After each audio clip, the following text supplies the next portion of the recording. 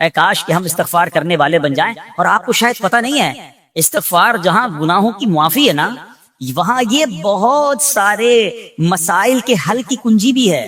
آپ اگر پرابلم میں ہیں، روزی کے مسائل ہیں، اولاد نہیں ہو رہی ہے یا کوئی بھی پرابلم ہے، کیا سنیے. حضرت امام حسن بصری رحمۃ اللہ تعالی بہت بڑے بزرگ، ایک شخص آیا آ کر کہتا حضور بارش نہیں ہو رہی ہے، قحط کی پوزیشن آ گئی ہے، بارش نہیں ہو رہی، دعا فرمائیں تو وظیفہ عطا فرمائیں. آپ نے فرمایا استغفار کر، وہ چلا گیا. اچھا ایک بزرگ بیٹھے تھے ان کے پاس حضرت ربیع بن صبیح رحمۃ اللہ، وہ دیکھ رہے تھے. دوسرا بندہ آیا کہتا حضور تنگ دستی ہے، کاروبار میں ڈاؤن ہے، رزق میں تنگی ہے. آپ نے فرمایا استغفار کرو. تیسرا شخص آیا کہتا حضور اولاد نہیں ہو رہی ہے، حصول اولاد کے لیے وظیفہ لینا ہے، فرمایا استغفار کرو. چوتھا بندہ آیا وہ کہتا ہے کہ حضور میرے باغ میں فصلوں میں پیداوار کی کمی ہے، فرمایا استغفار کرو. حضرت ربیع بن صبیح کہتے ہیں حضور پہلا بندہ الگ پرابلم لے کر آیا، دوسرا الگ، تیسرا الگ، چوتھا الگ، چاروں کو ایک ہی دوائی، چاروں کو ایک ہی وظیفہ، استغفار استغفار. آئے ہائے بڑوں کی بڑی بات ہے. قرآن میں بھی پڑھتا ہوں، قرآن آپ بھی پڑھتے ہیں، مگر دیکھو اللہ والے کیسے پڑھتے ہیں. کیا خوبصورت جواب دیا آپ نے. آپ فرماتے ہیں سورہ نوح پارہ 29 آیت نمبر 10 سے 12 کی آپ نے تلاوت فرمائی. اب ذرا قرآن سنیے گا. بسم اللہ الرحمن الرحیم استغفروا ربکم انہ کان غفارا یرسل السماء علیکم مدرارا ویمددکم باموال وبنین ویجعل لکم جنات ویجعل لکم انہارا. سبحان اللہ. ذرا سنیے گا، اپنے رب سے معافی مانگو. استغفروا ربکم انہ کان غفارا، بے شک وہ بڑا معاف کرنے والا ہے. اب دے گا عطا، کیا فرمائے گا؟ یرسل السماء علیکم مدرارا، وہ تم پر موسلا دھار بارش بھیجے گا. وَيُمْدِدْكُمْ بِأَمْوَالٍ وَبَنِينَ وَيَجْعَلْ لَكُمْ جَنَّاتٍ وَيَجْعَلْ لَكُمْ أَنْهَارًا. فرمایا اور مالوں اور بیٹوں سے تمہاری مدد فرمائے گا اور تمہارے لیے باغات بنا دے گا اور تمہارے لیے نہریں میں بنائے گا. باغات بھی بڑھ رہے ہیں، اولاد بھی عطا ہو رہی ہے، مال بھی بڑھ رہا ہے، بارش بھی ہو رہی ہے. کسی سے؟ استغفار سے. تو استغفار یہ آپ کے بہت سارے پرابلمز کا حل ہے، مسائل کا حل ہے. بس اپنی زبان استغفار سے تر رکھے. اچھا پھر اس میں تھوڑی سی شرمندگی بھی ہے. ایسا نہیں کہ استغفار بھی ہو رہا ہے اور دماغ کہیں اور ہے، مسکرا بھی رہے ہیں، ہنس بھی رہے ہیں اور استغفر اللہ. کسی سے معافی مانگتے ہوئے ہنستا ہے کیا بندہ؟ استغفر اللہ ربی من کل ذنب واتوب الیہ، یا اللہ میں اپنے سارے گناہوں سے تجھ سے معافی مانگ رہا ہوں. بہت سارے استغفار کے سیکھے ہیں. استغفر اللہ العظیم من کل ذنب عظیم، اے اللہ میں تجھ سے استغفار کرتا ہوں، وہ رب جو بہت عظیم ہے، اپنے سارے بڑے گناہوں سے میں استغفار کرتا ہوں. الگ سیغوں سے اللہ کی بارگاہ میں استغفار کریں. ہو سکے تو کبھی گناہ یاد آئیں تو آنسو بھی بہ رہے ہوں، مگر یہ استغفار اللہ کو بڑا پسند ہے، معافی رب کو بہت پسند ہے. ابو اللیث سمرقندی رحمۃ اللہ تعالی لکھتے ہیں پچھلی قوموں میں ایک شخص تھا، اس نے بہت گناہ کیے تھے. ایک بار اس نے اپنی پچھلی زندگی کے بارے میں سوچا، گناہوں کے بارے میں غور و فکر کیا تو اسے شرمندگی ہوئی. اس نے نادم و شرمندہ ہو کر 3 مرتبہ کہا اللہم غفرانک اللہم غفرانک اللہم غفرانک، اے اللہ تیری بخشش، اے اللہ تیری بخشش، اے اللہ پاک تیری بخشش. اسی لمحے اس کو موت آ گئی اور اللہ پاک نے اس کی بخشش فرما دی. آئیے ہم بھی پڑھ لیتے اللہم غفرانک اللہم غفرانک اللہم غفرانک. استغفار کرنا، توبہ کرنا، گناہ یاد کر کے شرمندہ ہونا، یہ اللہ کو کتنا پسند ہے.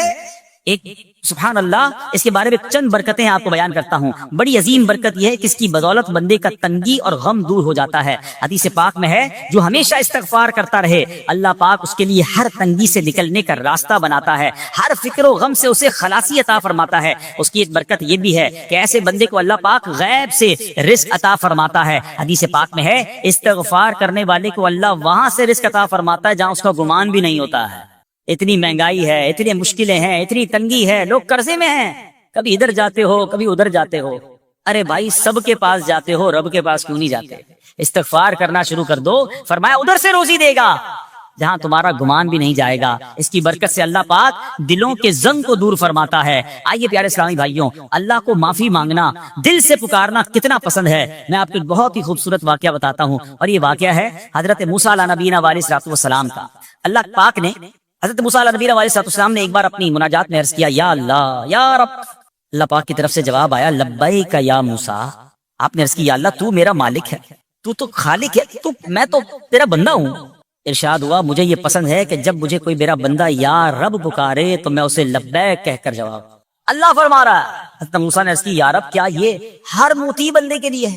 کیا ہر نیک آدمی کے لیے ایسا ہے کہ جب تجھے وہ پکارے تو لبیک فرماتا ہے؟ سنو اللہ فرماتا ہے ہاں بلکہ ہر گناہگار بندے کے لیے بھی ہے. حضرت موسیٰ نے عرض کی یا اللہ فرما بردار تو تیری اطاعت کرتا ہے، وہ بات تو سمجھ آ رہی ہے، گناہ گار پر یہ کرم کس وجہ سے؟ اے ہے سنو میرے رب کیسا کریم ہے، فرماتا ہے اے موسیٰ اگر میں بھلائی کرنے والے کو اس کی بھلائی کا بدلہ دوں اور برائی کرنے والے پر اس کی برائی کی وجہ سے احسان نہ کروں تو میرا جود و کرم کہاں جائے گا؟ اللہ فرماتا ہے میرا پھر کرم، میری رحمت کس لیے ہے؟ برائی کرنے والا بھی گناہ کرنے والا بھی مجھے پکارتا ہے، میں اسے بھی لبیک کہہ کر جواب دیتا ہوں۔ حضرت موسیٰ علیہ نبینا علیہ السلام کو ایک بار وحی نازل ہوئی کہ اے موسیٰ فلاں علاقے میں جاؤ، ہمارا ایک نیک بندہ اس کا انتقال ہو گیا ہے، جا کے اس کو غسل دو، اس کو کفن دو اور اس کا جنازہ پڑھو۔ حضرت موسیٰ وہاں پہنچ گئے اور جب وہاں جا کر آپ نے لوگوں سے کہا کہ مجھے فلاں بندے کے پاس لے جاؤ جس کا انتقال ہوا ہے، مجھے غسل دینا ہے، کفن پڑھنا ہے، جنازہ پڑھنا ہے، لوگوں نے کہا حضرت یہ تو زمانے کا گناہگار، بڑا بےہودہ، بڑا بدکار شخص تھا، آپ کو رب کا حکم تھا، آپ نے غسل بھی دیا، کفن بھی پہنایا، جنازہ بھی پڑھا، پھر رب کی بارگاہ میں عرض کی مولا بندے تو یہ کہہ رہے ہیں یہ تو بہت برا آدمی تھا، تو نے مجھے بھیجا اور فرمایا تیرا پیارا بندہ، میں نے جنازہ بھی پڑھ دیا، غسل اور کفن بھی دیا۔ اب ذرا آپ سوچیں کہ کسی کا جنازہ حضرت موسیٰ پڑھ دیں تو اس کی تو بخشش کا تو کوئی مسئلہ ہی کوئی نہیں نا، وہ تو اللہ کے نبی جس کا جنازہ پڑھے غسل دے تو یا اللہ تو نے ایسا انتظام فرما دیا۔ تو رب کریم کی طرف سے پتہ ہے کیا جواب آتا ہے؟ اللہ فرماتا ہے اے موسیٰ بندے سچ کہتے ہیں، یہ بندہ واقعی بڑا گناہگار تھا، جو علاقے والے شہر کے لوگ کہہ رہے ہیں نا ٹھیک کہہ رہے ہیں، یہ بندہ تھا ہی ایسا۔ یا اللہ جب اتنا گناہگار تو اتنی بڑی مہربانی کس وجہ سے؟ ارشاد ہوا اے موسیٰ اس بندے نے مرنے سے پہلے مجھ سے 5 کلمات کے ذریعے بات کی، مناجات کی، مجھے پکارا، 5 سینٹنس تھے، 5 کلمے تھے، اور اے موسیٰ اس کی وجہ سے میں نے اس کی مغفرت فرما دی۔ حضرت موسیٰ کہتے ہیں یا اللہ وہ 5 کلمے تو بتا دے، وہ 5 کیسے جملے تھے کہ علاقے میں سب سے مشہور بدکار اور اس کا انتقال ہو تو رب مغفرت بھی فرمائے اور اپنے نبی کو فرمائے جا کے جنازہ پڑھو۔ تو آپ نے کہا یا اللہ وہ 5 کلمات بتا دے۔ اب ذرا یہ 5 کلمات سنیے گا، ایکچولی جو بات سمجھنی ہے نا، استغفار ہے کیا، معافی مانگنا ہے کیا، توبہ کیا ہے؟ اللہ فرماتا نا کہ ہم نے سنا کہ جو بندہ اللہ سے استغفار کرتا ہے اللہ اسے دیکھ کر مسکراتا ہے، اس کی وجہ یہ کہ بندہ رب کی بارگاہ میں اپنے آپ کو سرنڈر کرتا ہے، اپنے گناہ یاد کرتا ہے، اپنی کم مائگی کا اظہار کرتا ہے۔ وہ کہتے ہیں نا الندم التوبہ، شرمندگی توبہ ہے، شرمندہ ہو جانا انسان۔ دنیا میں پتہ کیا معاملہ ہے، ہم کسی عدالت میں جا کر کہہ دیں ہم نے جرم کیا ہے، اقبال جرم، ٹھیک ہے، تو کیا ہوتا ہے، جج کہتا ہے پھر اس کو گرفتار کرو اور سزا سناؤ، بندہ خود ہی مان رہا ہے، گواہوں کی ضرورت کیا ہے؟ دنیا کی عدالت میں اقبال جرم پر سزا ملتی ہے، میرے رب کی رحمت کی عدالت دیکھو، بندہ وہاں جا کر اقبال جرم کر لے، شرمندہ ہو جائے، معافی مانگ لے، اللہ اس کے سارے گناہ معاف فرما دیتا۔ یہ فرق ہے دنیا والوں میں اور رب کی عدالت میں، سبحان اللہ۔ وہ حضرت موسیٰ کہتے ہیں یا اللہ وہ 5 کلمے بتا، اور بتائے گئے تو وہ 5 کلمے سنیے گا ذرا۔ وہ بندہ کہتا ہے مرنے سے پہلے اے رب تو جانتا ہے میں نیکوں سے محبت کرتا ہوں اگرچہ خود نیک نہیں ہوں، یا رب تو جانتا ہے میں فاسقوں سے بغض رکھتا ہوں اگرچہ میں خود فاسق ہوں۔ سمجھ رہے بات؟ اے اللہ نیکوں سے پیار کرتا ہوں، مجھے پتا ہے میں خود نیک نہیں ہوں، میں گناہ گاروں سے نفرت کرتا ہوں حالانکہ میں خود بھی گناہ گار ہوں، کہیں بھی اپنی بڑائی نہیں ہے، میں گناہ گار، میں بدکار، مگر اللہ میں پیار کرتا ہوں نیک لوگوں سے۔ تیسرا جملہ کیا تھا؟ یا رب اگر مجھے معلوم ہو جائے کہ میرے جنت میں داخل ہونے سے تیری ملکیت میں کوئی کمی آ جائے گی تو اللہ میں تجھ سے پھر جنت کا سوال کرنا چھوڑ دوں گا۔ مجھے یہ پتا ہے یا اللہ تو نے مجھے جنت میں داخل کیا نا، تیری جنت میں کوئی کمی نہیں آئے گی، بہت بڑی ہے، اب مجھے داخل بھی کرنے سے تیرا کچھ نہیں جائے گا، اگر کچھ جاتا ہوتا تو یا اللہ میں جنت تیرے سے مانگنا چھوڑ دیتا۔ چوتھا جملہ کیا ہے؟ اے رب اگر مجھے معلوم ہو جائے کہ مجھے جہنم میں داخل کرنے سے تیری ملکیت میں اضافہ ہو جائے گا تو میں پھر جہنم سے پناہ نہیں مانگوں گا، یعنی اگر تو تیرے ملک میں تیری شان میں اضافہ ہو رہا ہے مجھے جہنم میں ڈالنے سے، پھر تو میں نہیں کہوں گا تجھے کہ جہنم سے نکال، مگر مجھے پتا ہے تو پہلے ہی مالک ہے، تو پہلے ہی خالق ہے، سب کچھ تیرا ہے، مجھے جہنم میں ڈالنے سے تیری کوئی ملکیت میں اضافہ نہیں ہونا۔ اور آخری بات کیا کہتا ہے؟ یا رب اگر تو مجھ پر رحم نہ کرے گا تو پھر کون کرے گا؟ اللہ فرماتا ہے اے موسیٰ میں نے اس پر رحم کیا، یہ میرے کرم کے لائق تھا، میرے کرم کے لائق نہیں تھا کہ میں اسے ناکام لوٹا دیتا، جب اس لیے کلمات کہے تو میں نے اسے درگزر فرمایا، اس کی مغفرت فرما دی اور میں ہی بخشنے والا مہربان۔ تو اے میرے پیارے اسلامی بھائیوں، آج وہ کام سیکھ کے جانا ہے، سمجھ کے جانا ہے، جس کو جو بندہ کرتا ہے تو رب کی رحمت گویا مسکراتی ہے، وہ یہ ہے کہ اللہ سے معافی مانگتے رہیں، استغفار کرتے رہیں، اللہ کو راضی کرنے کی کوشش کرتے رہیں، اپنے گناہوں پر ندامت رکھیں کہ جو معافی مانگتا ہے نا اللہ اسے بہت پسند فرماتا ہے۔ حدیث پاک میں آتا ہے التائب من الذنب کمن لا ذنب لہ، گناہوں سے توبہ کرنے والا ایسا ہے جیسا اس نے گناہ کیا ہی نہیں ہے۔ اچھا اب ایک اور بہت پیارا عمل جس کو دیکھ کر اللہ مسکراتا ہے. وہی میں نے جو تفسیر بتائی کہ اللہ کی رحمت راضی ہو جاتی ہے اور اللہ کی رحمت برستی ہے, رب راضی ہو جاتا ہے. نبی پاک علیہ الصلوۃ والسلام نے فرمایا 3 بندے ہیں اللہ پاک انہیں دیکھ کر مسکراتا اور کیا ہوتا ہے, فرمایا اور بہت خوش ہوتا ہے. اب وہ 3 بندے کون سے ہیں چیک کر لیں ہم ان میں ہیں کہ نہیں. فرمایا نمبر 1 وہ بندہ جو رات کو اٹھے, بستر چھوڑے, اچھی طرح وضو کرے, پھر نماز پڑھنے کھڑا ہو جائے, اسے دیکھ کر اللہ پاک فرشتوں سے فرماتا ہے اے فرشتوں بتاؤ میرے بندے کو نیکی پر کس نے اکسایا ہے. فرشتے عرض کرتے ہیں مولا تو بہتر جانتا ہے. اللہ پاک فرماتا ہے ہاں میں جانتا ہوں مگر تم مجھے بتاؤ. فرشتے عرض کرتے ہیں اے مالک کریم تو نے اسے ایک چیز یعنی جہنم کا خوف دیا ہے, یہ اس سے ڈرتا ہے. اے اللہ تو نے اس کو ایک چیز جنت کی امید دلائی ہے, یہ اس کی امید رکھتا ہے. اے اللہ یہی خوف اور امید ہے جس نے اسے رات کی نیند قربان کر کے تیرے حضور کھڑے ہونے پر ابھارا ہے. اب اللہ پاک فرماتا ہے اے فرشتوں گواہ ہو جاؤ یہ جس چیز سے ڈرتا ہے یعنی جہنم سے ڈرتا ہے, میں نے اپنے اس بندے کو اس سے امن بخشا, اور جس کی امید رکھتا ہے یعنی جنت کی, میں نے جنت اس پر واجب کر دی. رات اٹھ کر جب دنیا سوئی ہو بندہ اٹھ کر تہجد کی نماز ادا کرے, اللہ کی بارگاہ میں آنسو بہائے, اللہ فرشتوں کے سامنے گویا فخر فرماتا. دوسرے نمبر پر سنو فرمایا دوسرا وہ شخص جو حق و باطل کی لڑائی میں شریک ہوا, ثابت قدم رہا یہاں تک کہ شہید ہو گیا, یا اللہ پاک نے اسے فتح عطا فرمائی. اللہ اس بندے کو دیکھ کر بھی مسکراتا ہے. جہاد کرنے والے مجاہدین یا تو شہید ہو جائیں یا غازی ہو کر لوٹے اللہ کی رضا کے لیے, اللہ کی رحمت ان پر بھی چھما چھم برستی ہے. اور تیسرے نمبر پر فرمایا تیسرا وہ بندہ جو رات کو سفر کرتا ہے, یہاں تک کہ رات کے آخری حصے میں جب کہیں ٹھہرتا ہے تو اس کے ساتھ والے سو جاتے ہیں مگر وہ کھڑا ہو کر نماز پڑھنے لگتا ہے, اس بندے کو دیکھ کر بھی اللہ پاک مسکراتا ہے. اجتماعی عبادت کے بڑے فائدے ہیں, اجتماع میں آنا, محفل میں آنا, دعا میں شرکت کرنا بہت اچھی بات, مگر اپنی عادت ایسے بھی بنائیں کہ کچھ عبادتیں ایسی کریں کہ میں جانوں اور رب جانے. یہ جو رات اٹھ کر دعا کا لطف ہے, رات اٹھ کر جو نماز پڑھنے کا لطف ہے نا, جب ساری دنیا سو رہی ہے اور بندہ اپنے رب کی بارگاہ میں حاضر ہے. علماء کہتے ہیں دن کے نوافل کے مقابلے میں رات کے نوافل افضل ہیں, کیونکہ رات سکون ہوتا ہے, رات رقت قلبی ملتی ہے. سبحان اللہ, رحمت الہی چھما چھم برستی ہے. ہمیں کیا کرنا ہے کہ رات تہجد کی نماز کی عادت ڈالے. رمضان میں بن گئی تھی نا, سحری کے لیے اٹھتے تھے تو لوگ تہجد پڑھتے تھے. اللہ کرے کہ یہ عادت بن جائے. کبھی کبھی, اگر ہر روز نہیں ہو سکتا کم از کم کبھی کبھی کریں. اچھا اگر ایسی کوئی عبادت ہو بھی جائے نا کہ سب کو بتائیں نا کہ رات اٹھا تھا تو جناب دعائیں بھی کی تو آنسو بھی بہائے, نہیں کبھی کبھی ایسا کیا کرو کہ میں جانوں اور رب جانے, اللہ سے باتیں کیا کرو. میں آپ کو صحیح بتاؤں, آپ مجھے ایک بات بتائیں, یہ تو آپ نے سن بھی لیا کہ اللہ کی رحمت کس قدر برستی ہے اس پر. زندگی میں بھی جب کبھی ہم پریشان ہوں اور رات نیند نہ آئے, کبھی کبھی ایسا ہوتا ہے پریشانی میں نیند نہیں آتی, کروٹیں بدل رہا ہوتا ہے انسان, اور اس کروٹ بدلتے بدلتے میں آپ کی جب والدہ حیات ہوگی یا ماشاءاللہ جن کے پاس ماں موجود ہے, ماں جیسی ہستی کہاں ملتی ہے. ایک بار اور سن لو, دنیا کی بہت ساری چیزیں میرے اور آپ کے پاس ہیں جو ریپلیسیبل ہیں, جو بدلی جا سکتی ہیں. موبائل فون لیتے ہیں بڑی خوشی سے لیتے ہیں, مگر نیا ماڈل آتا ہے تو لوگ بدل لیتے ہیں. سواری لیتے ہیں بڑی خوشی ہوتی ہے, مگر جب نئی سواری آتی ہے تو ریپلیس بدل دیتے ہیں. ماڈل نیا آ گیا بھائی, اب وہ پرانی لگتی ہے. مگر یاد رکھو ماں باپ چلے جائیں نا, اس کے بعد ماں باپ دوبارہ نہیں ملتے. ان کا کوئی نیا ورژن یا نیا ماڈل نہیں ہے تو ان کی قدر کر لو, ان کی دعائیں لے لو. تو بہرحال آپ کبھی کبھی تکلیف میں ایسا ہوا ہو کہ رات کو نیند نہ آئی ہو, بے قرار ہو کر ماں کے پاس گیا آنکھوں میں آنسو لے کر کہ ماں میں پریشان ہوں, بیمار ہوں, یا قرضے میں ہوں, یا فلاں پرابلم ہے. ماں نے کیا کیا تھا, کروٹ بدل کر سو گئی تھی کہ بیٹا تو جان تیرا کام جانے, یا ماں خود بھی بیدار ہو گئی, سینے لگایا اور دعا کرنا شروع کر دی. بھائی ہم روئے تو ماں بھی روئی. یہ ہے نا ماں. میری تکلیف, ایسا لگتا ہے کہ مجھے کبھی کبھی یہ فیصلہ کرنا مشکل ہوتا تھا کہ تکلیف مجھے زیادہ ہوتی ہے میری تکلیف میں, میری والدہ کو زیادہ ہوتی ہے. بیمار میں ہوں, تکلیف اسے, یہ رشتہ کہاں ملتا ہے. مگر مجھے ایک بات بتاؤ, جب میری تکلیف پر رات نیند چھوڑ کر, بستر چھوڑ کر میں ماں کے پاس گیا, ماں نے سینے لگایا, تو اگر میں اپنا بستر چھوڑ کر آنکھوں میں آنسو لیے میری ماں سے مجھے کہیں زیادہ پیار کرنے والے رب کی بارگاہ میں چلا گیا, تو اس کی رحمت کیا مجھے مایوس کرتی. میری ماں کے دل میں جو مامتا ہے نا وہ بھی میرے رب نے ڈالی ہے. تو رب کی رحمت کتنی ہوگی. تو کبھی کبھی اللہ کی بارگاہ میں رات کے اس پہر حاضر ہوا کرو. جو پرابلم ہے آپ کی, جو مشکل ہے آپ کی, آپ یقین کریں, آپ اللہ کی بارگاہ میں تہجد کے وقت رات کے آخری پہر آنسو بہائیں, دعائیں کریں, نوافل پڑھیں, پھر دیکھیے آپ کے دل کو تسلی کیسے ہوتی ہے.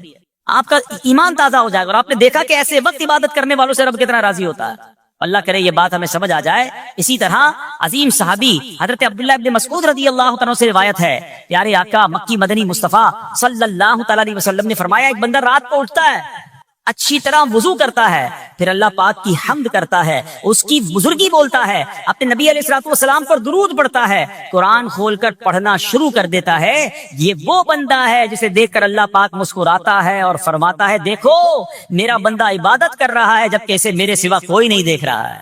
اللہ، یہ کاش ہمیں عادت مل جائے کہ ہم اکیلے میں عبادت کریں، انفرادی عبادت کریں، میں جانوں میرا رب جانے، کبھی تلاوت کریں، کبھی درود پڑھیں، کبھی دعائیں کریں، کبھی آنسو بہائیں، سبحان اللہ، اس کا بدئی اور ہے۔ ہاں کبھی ایسا ہونا چاہیے، ہم محفل میں عشق رسول کے عالم میں رو بھی پڑھتے ہیں، مدینے کی یاد ہو، نعت شروع ہو تو ہماری آنکھوں میں آنسو آ جاتے ہیں، یہ بھی اچھی بات ہے، مگر کبھی کبھی رات ایسی بھی ہونی چاہیے کہ دل میں ہو یاد تیری گوشئے تنہائی ہو، دل میں ہو یاد تیری گوشئے تنہائی ہو، پھر تو خلوت میں عجب انجمن آرائی ہو۔ کبھی زندگی میں ایسی راتیں بھی آنی چاہیے، وہ ہے نا، جاگ اٹھا اشکوں کا مقدر، عشق نبی میں روتے روتے کیسی گزری رات نہ پوچھو۔ کبھی کبھی ایسی رات بھی گزرنی چاہیے کہ آقا کی یاد میں آنسو بہ رہے ہوں، مدینے کی یاد میں، گھر والوں کو بھی پتہ نہ چلے، ہلکی ہلکی آواز میں کبھی نعت شریف لگا لیا کریں، کبھی مناجات لگا لیا کریں، ہم پتہ نہیں کیا دیکھتے دیکھتے سوتے ہیں۔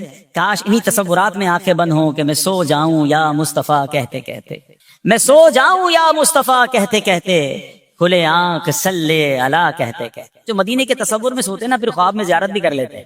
خواب کا ایک فنامنا یہ بھی ہے، آپ جس چیز کے بارے میں سوچتے ہوئے سوتے ہیں نا، عموماً گندی باتیں دیکھ کر، گندی چیزیں دیکھ کر سوتے ہیں، پھر ایسے ڈراؤنے خواب بھی آتے ہیں، انہیں ٹینشن بھی آتی ہے، فلموں میں بھی مار دار دیکھی، خواب میں بھی لڑائی جھگڑے دیکھ رہے ہیں۔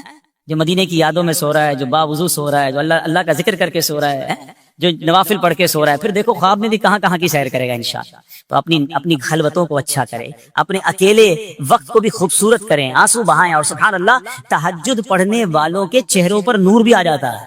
ہاں یہ ایک الگ نعمت انہیں ملتی ہے، اللہ نصیب فرما دے۔ اچھا ایک اور خوبصورت کام ہے، اللہ کریم جنہیں دیکھ کر مسکراتا ہے۔ فرمایا حضرت ابو سعید خدری رضی اللہ عنہ فرماتے ہیں، رسول ذیشان مکی مدنی سلطان صلی اللہ تعالی علیہ وسلم نے فرمایا 3 بندوں کو دیکھ کر اللہ پاک مسکراتا ہے، وہ قوم جو نماز میں صفیں سیدھی کرتی ہے، اور وہ بندہ جو اللہ پاک کی راہ میں جہاد کرتا ہے، تیسرا وہ بندہ جو رات کے اندھیرے میں عبادت کرتا ہے، انہیں دیکھ کر اللہ پاک مسکراتا ہے۔ جہاد والی بات اور رات والی عبادت کی بات تو ہو گئی، اب اس میں نئی بات سیکھنے کو ملی، صفیں درست کرنے والی۔ اب روز نماز پڑھ رہے ہیں، صفیں درستی کر رہے ہوتے، امام صاحب کہہ کے تھک جاتے، کاندھے سے کاندھا ملائیں، صفوں کو سیدھا کریں، صفوں کو سیدھا کرنے والوں کو دیکھ کر رب کی رحمت مسکراتی ہے، رحمت برستی ہے۔ اب یہ کتنا آسان کام ہے، مگر اس کی طرف بھی توجہ نہیں ہوتی ہے۔ یاد رکھیے کہ صفیں سیدھی کرنا یہ بڑی نیکی ہے، اور اللہ کرے کہ ہم اس پر عمل کرنے والے بنے، اور صفیں درست نہ کرنا ترک واجب، ناجائز اور گناہ ہے۔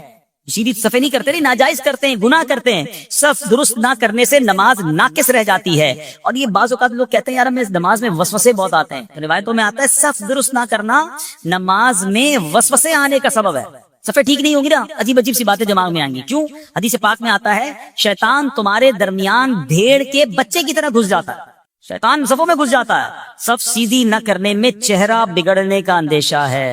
اے ہائے، اب ذرا غور کر لیجیے یہ کتنا ضروری ہے۔ قرآن کریم میں ایک سورت ہے سورہ صافات، اس مبارک سورت کی پہلی آیت میں اللہ پاک نے فرمایا وَالصَّافَّاتِ صَفًّا، ان کی قسم جو باقاعدہ صفیں باندھے ہوئے ہیں۔ حضرت عبداللہ ابن مسعود فرماتے ہیں یہاں صفیں باندھنے والوں سے مراد فرشتے ہیں۔ حضرت جابر بن سمورہ رضی اللہ تعالیٰ عنہ فرماتے ہیں ایک دن پیارے آقا مکی مدنی مصطفیٰ صلی اللہ تعالیٰ علیہ وسلم تشریف لائے اور فرمایا تم ایسے صف کیوں نہیں بناتے جیسے فرشتے صفیں بناتے ہیں؟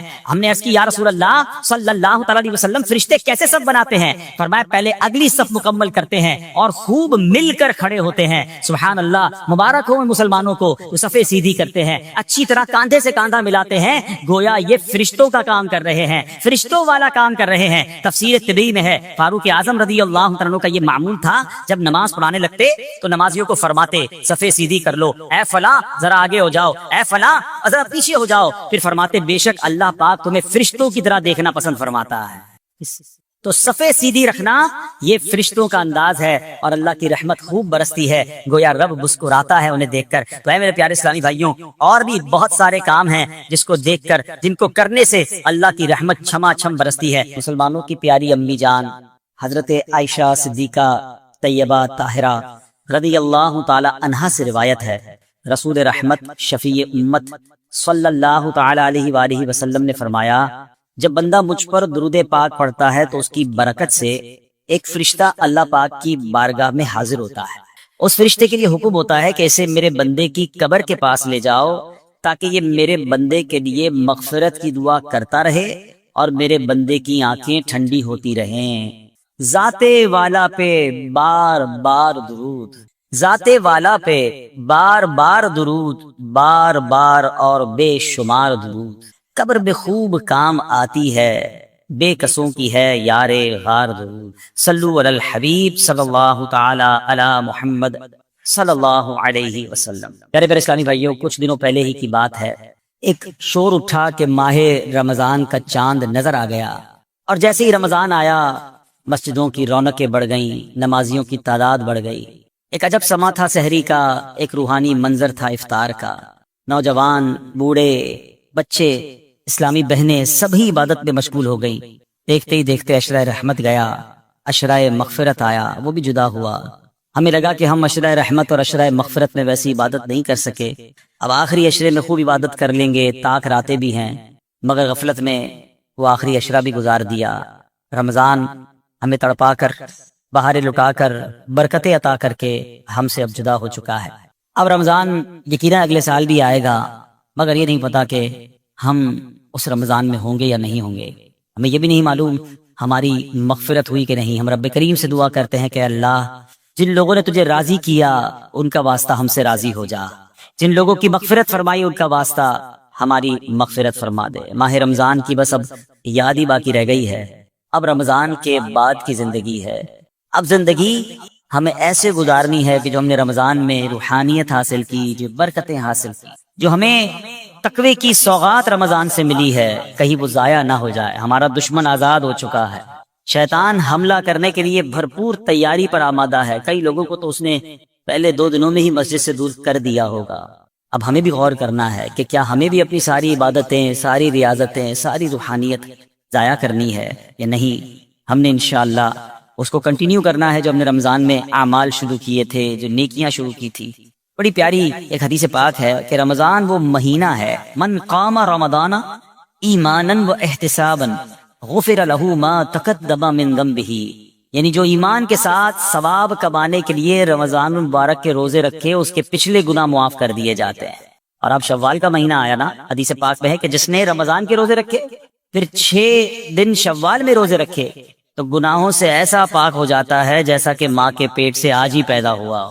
تو وہ روحانیت کو برکت جاری رکھنی ہے۔ ابھی تو روزے بھی رکھنے ہیں نا انشاءاللہ، نفلی روزے رکھیں گے، 6 روزے رکھ لیں گے تو انشاءاللہ یہ برکت بھی حاصل ہو جائے گی۔ ہمیں کوشش یہ کرنی چاہیے کہ ہمیں ماہ رمضان کے بعد اب یہ 6 دن شوال کے، ضروری نہیں کہ ایک ساتھ رکھیں، شوال کے پورے مہینے میں رکھ لیں۔ ایک اور خوبصورت حدیث ہے کہ جس نے عید الفطر کے بعد 6 روزے شوال کے رکھے تو اس نے پورے سال کے روزے رکھے۔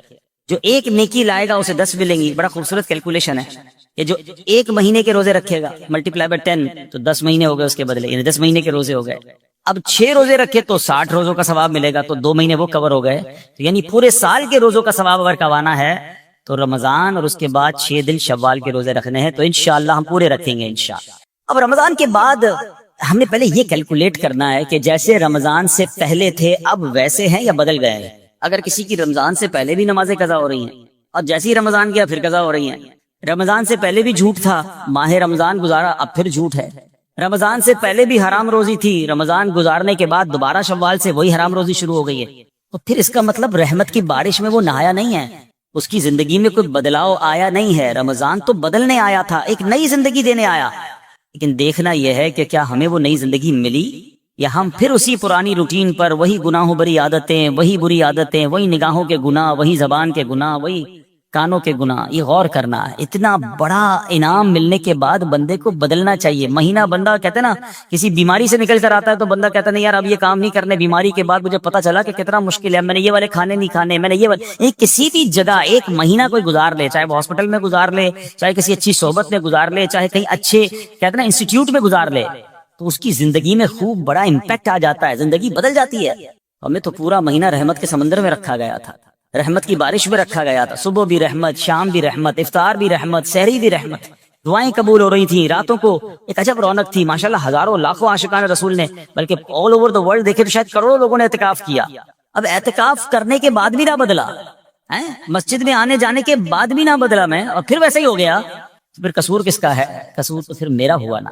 یاد رکھیے قصور بارش کا نہیں ہوتا، زمین کا ہوتا ہے۔ رحمت کی بارش تو برسی، جو زمین نرم تھی اس نے پھول اگا دیے، جو زمین زرخیز تھی اس نے کھیت اگا دیے، اور جب پہلے ہی گندگی تھی تو بارش کی وجہ سے وہاں کیچڑ ہو جاتا ہے۔ بندہ بعض اوقات کہتا ہے یار وہ روحانیت نہیں رہی، ہم اجتماع میں جاتا ہوں تو وہ لطف نہیں آتا، دعا میں وہ آنسو نہیں بہتے، پہلے بہت لطف تھا اب وہ کم ہو گیا ہے، کم کچھ بھی نہیں ہوا ہے۔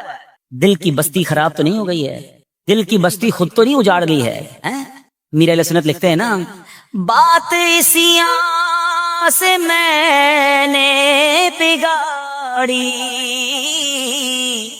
دل کی ہاتھوں سے بستی اجاڑی، بات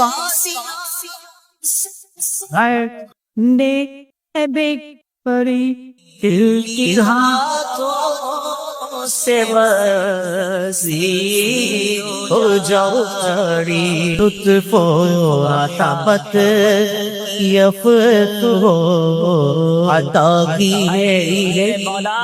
میرے مولا، تو